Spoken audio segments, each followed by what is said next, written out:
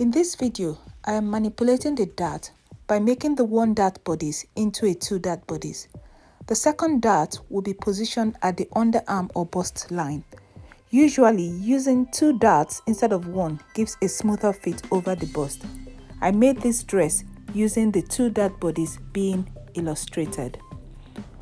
Although I am explaining the concept using a 1/4 inch scale block, however, the measurements I have stated here apply to the full scale block. I start with the one dart block. I cut out the dart as shown. Then I draw a line 2 inches down from the armhole and at 90 degrees to the bust point. I slash this line up to but not through the bust point. Then I take a fresh piece of pattern paper and draw a reference line.